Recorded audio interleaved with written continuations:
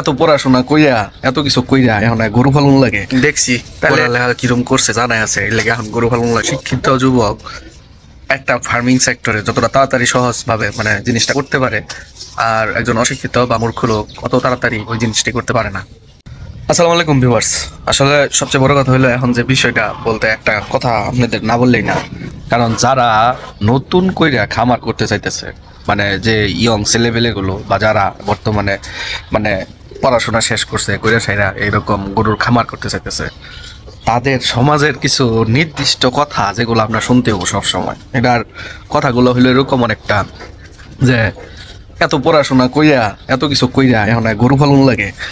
তাহলে এই কথাগুলো আপনার প্রতিনিয়তই শুনতে হবো, এত পড়াশোনা করে কি লাভ হইলো, তারপরে আপনার দেখছি পড়ালেখা কিরম করছে জানাই আছে এর লাগে এখন গরু পালন লাগে। এই যে কথাগুলো আছে মানে এই কথাগুলো আপনার শুনতে হবো যারা নতুন বা ইয়ং যারা আছে, যারা শিক্ষিত, মানে এই সেক্টরে যারা শিক্ষিত ছেলেবেলে আছে যারা ঢুকতেছে তাদের, মানে আমি নিজে শুনছি এটার ভুক্তভোগী আমি নিজে, যে কারণে এই কথাগুলো বলতেছি। তাদের উদ্দেশ্যে একটা কথা বলতে চাইতেছি, এটা কোনো বিষয় না, কারণ আপনার লক্ষ্য স্থির করে যখন চলবেন তখন অনেক কথাবার্তায় আসবো।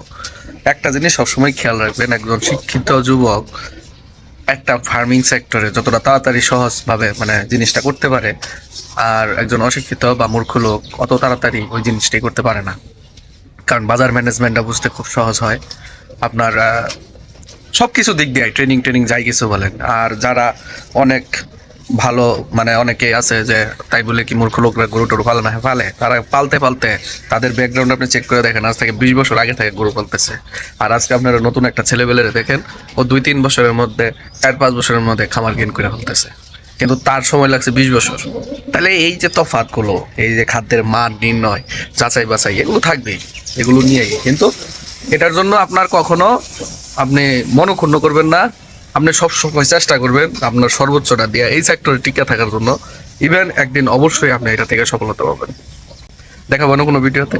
আজকে এই পর্যন্তই। আসসালামু আলাইকুম।